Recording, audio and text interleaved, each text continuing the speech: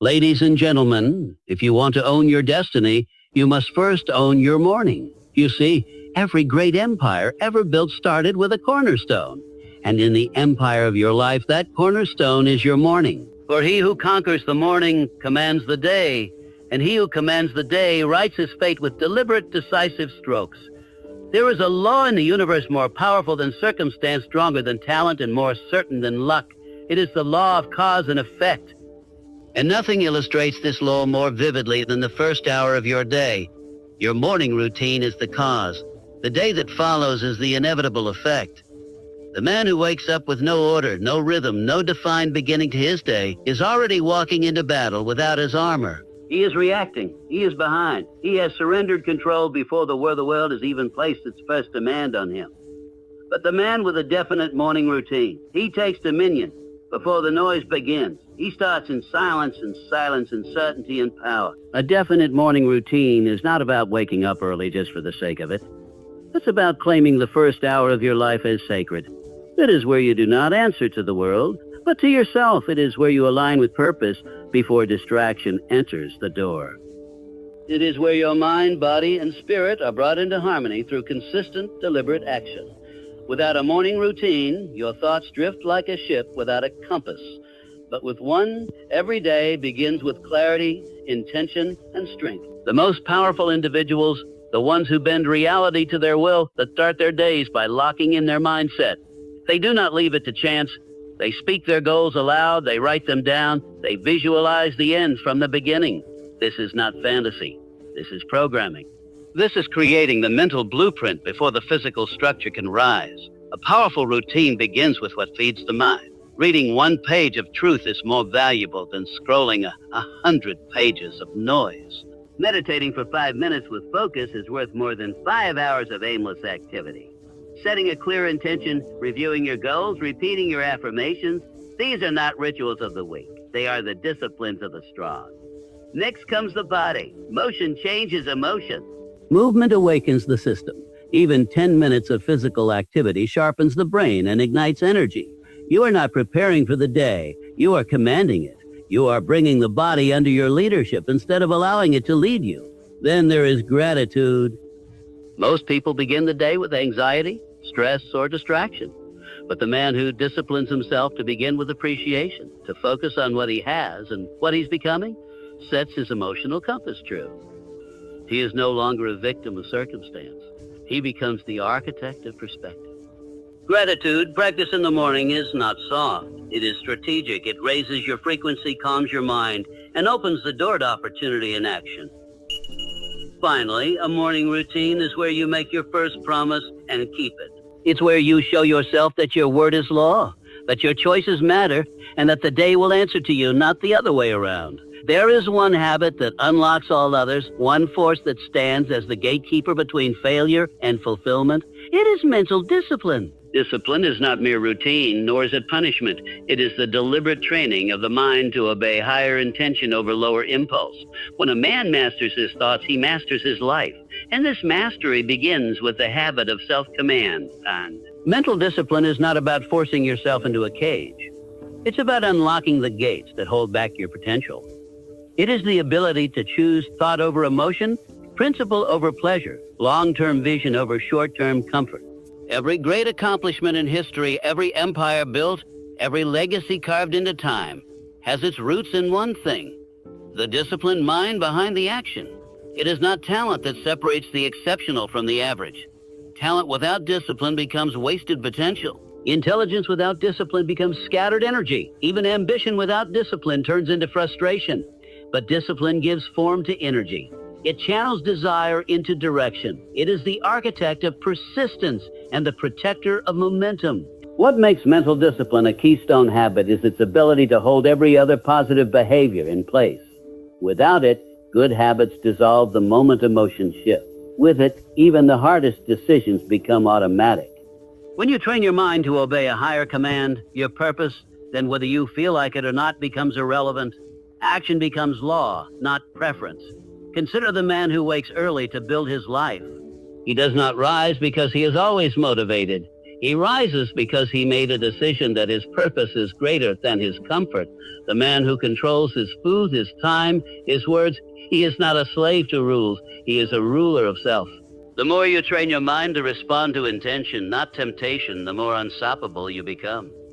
Discipline is not developed in moments of ease. It is forged in resistance. It is built when the alarm goes off and you get up anyway. It is strengthened when the distractions call and you say no. It grows every time you sit with discomfort and remain focused, calm, and aligned with your higher vision. Each one of these moments is a mental rep, a flex of will, a sharpening of the sword you carry through every battle in life. Mental discipline teaches you that thoughts can be chosen, that focus can be trained, and that success is not found in grand declarations, but in quiet, repeated acts of self-control. The ability to delay gratification, to control emotional reactions, to stay committed long after the excitement has faded. These are the traits that separate the driven from the drifting, and all of them stem from discipline. When discipline becomes identity, when you no longer have to think about doing the right thing because it is who you are, that's when true power begins to compound. The mind is the workshop of creation. In the morning, before the noise, before the interruptions, is when that workshop is most alive, most fertile, most open to command. In those early moments, the mind has not yet been polluted by the outside world. It is still impressionable. It is still listening. And what you feed it then, it begins to accept as fact. That is why visualization and autosuggestion, practiced deliberately each morning, are among the most powerful tools a person can wield. What you see in your mind becomes the blueprint for what you build in your life. The problem is not that people aim too high in this, but that they never truly see where they want to go. Their thoughts are scattered, their emotions reactive, their goals vague. But the man who sits still each morning and deliberately sees his future, the one who visualizes not just the end, but the process, the work, the transformation, he begins to rewire his mind to believe that this outcome is inevitable. Visualization is not fantasy. It is focus. It is not about escaping reality. It is about programming it. When done with emotion, clarity, and repetition, visualization starts to direct your decisions, influence your posture, elevate your standard. It activates the subconscious mind, which does not argue, debate, or question. It simply accepts what it is told with enough consistency and feeling. This is where autosuggestion steps in. Every morning, you must speak to yourself, not as a whisper, but as a commander giving orders. You must affirm what you are, where you are going, and what you expect of life. Your words carry weight. They are tools of influence, and the first mind they must conquer is your own. When you repeat powerful, personal, and emotionally charged statements about who you are becoming, you begin to overwrite old doubts with new truths. The reason most people live small lives is because they accept small thoughts. They let fear write their inner dialogue. But the disciplined individual takes ownership of that inner script. He decides what he believes. He chooses his identity. He speaks it out loud each morning until his mind cannot help but accept it. I am focused. I am determined. I am building something great. I attract opportunities. I execute with power. These are not just phrases. They are seeds. Spoken consistently, they begin to grow. And what grows in the mind eventually shows in the world. Do not underestimate the mind's ability to believe what it is repeatedly told. The world tells you to be realistic. The inner voice, when trained correctly, tells you to rise. Every morning is a chance to remind yourself of the vision, to see it clearly, to feel it fully, and to speak it boldly. When visualization and autosuggestion become as natural as breathing, your belief becomes unshakable. And your actions begin to follow the path that belief has carved. Every extraordinary achievement begins with something unseen. Not with a tool or a plan, not with funding or opportunity, but with an invisible, untouchable force. Desire, a white-hot, all-consuming, unrelenting desire. And that desire, when fused with unshakable faith, becomes the inner fuel that pushes a man through resistance, past rejection, and into results. The most powerful time to ignite this force is early, before the world interrupts, before fear sets in, before doubt starts whispering. Desire alone is not enough. Weak desire leads to weak effort. What's required is burning desire, the kind that keeps you restless, the kind that sets your soul on fire before your feet touch the ground. And the morning is when that fire must be lit. The early hours are not just for planning. They are for reigniting belief, for stoking that inner flame, for reminding yourself why you began. Most people wake up with obligation. They get out of bed because they have to. The driven man gets up because something inside him won't let him stay still. There is a vision, a calling, a hunger, and that hunger doesn't wait for motivation. It feeds on purpose. That purpose must be fed at the start of the day, or it begins to wither in the shadows of distraction and duty. Faith is the partner of desire. It is the belief, deep and immovable, that what you seek is not just possible, it is already yours in some form. You do not need to see the full staircase to climb the first step. But without faith, even the first step feels impossible. Faith transforms desire into decision. It removes hesitation. It removes hesitation. It turns the hope into I will. And each morning is an opportunity to strengthen that faith, to speak your vision aloud, to feel the outcome as if it's already done, to connect emotionally with the life you are building before the world has a chance to tell you otherwise. This is not wishful thinking. This is spiritual muscle. Just as the body must be trained to endure, so must the soul be trained to believe. Every single morning you wake, you are at a crossroads. Believe in your fear or believe in your future. Desire without faith is unstable. Faith without desire is passive. But together, ignited intentionally, they create a force that cannot be stopped. To wake with desire is to rise with direction. To speak your goals with faith is to commit them to reality.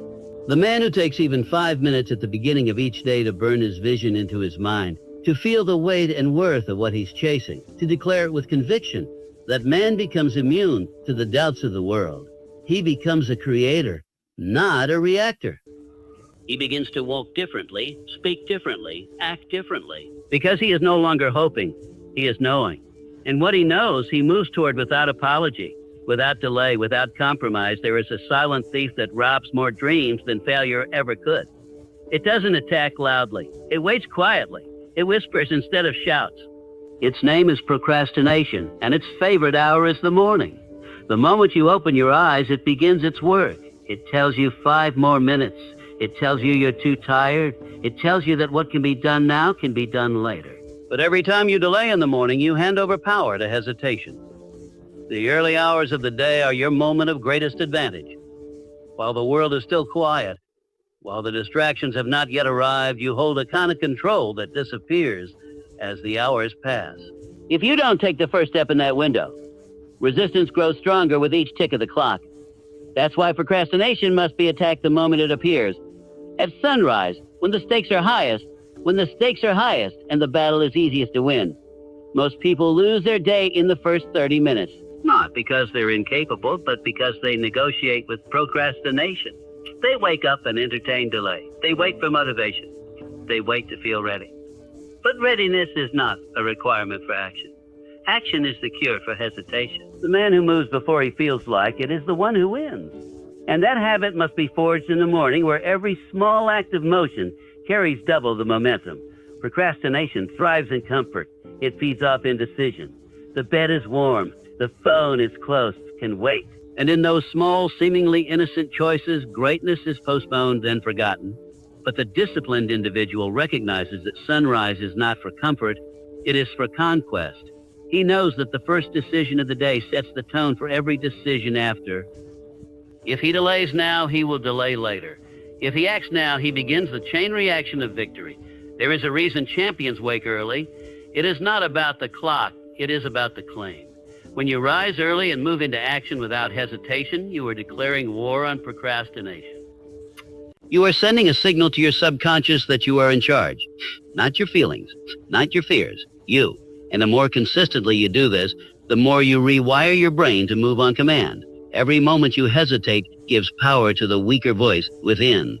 And every moment you take control, no matter how small, starves that voice. The morning is your training ground. It is the time to prove to yourself that your word has weight, that you are not a slave to delay, that when the alarm sounds, your mission matters more than your mood.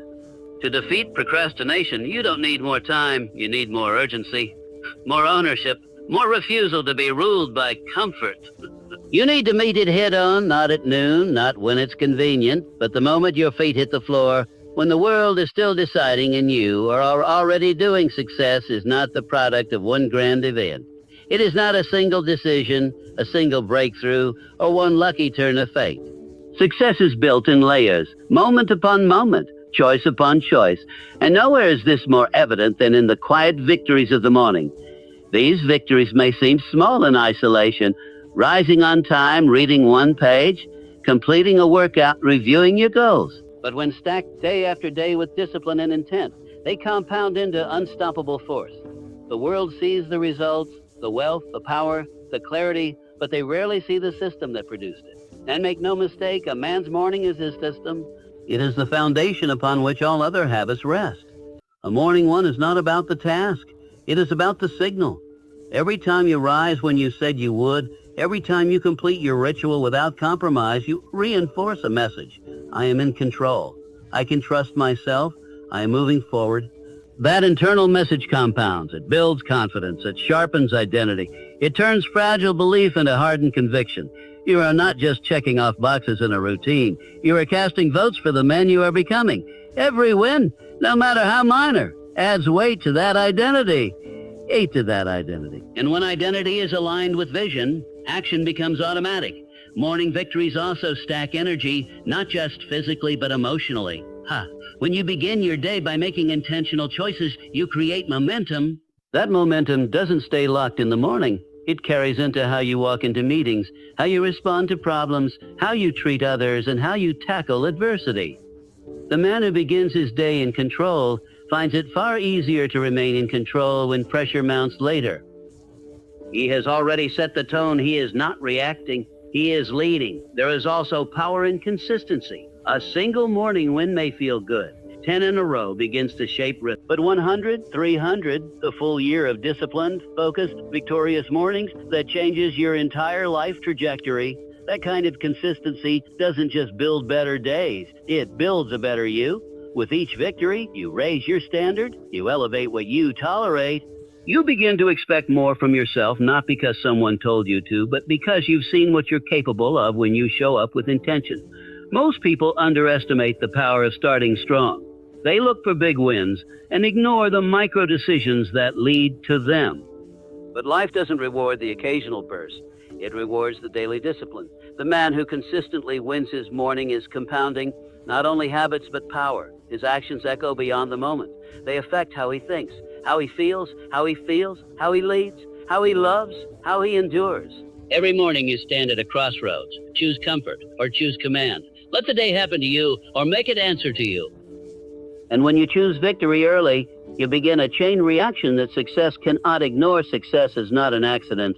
It is a daily decision, and that decision begins the moment you open your eyes. When you win the morning, you set the tone, direction, and energy for everything that follows. Discipline, belief, clarity, and momentum are not found later. They are built first thing. Each morning is your opportunity to lead yourself before you lead anything else. Small victories compounded become unstoppable force. Don't wait for the world to hand you permission. Rise with purpose, act with conviction, and claim your day before it begins. The morning is yours, and when you master it, so is everything else.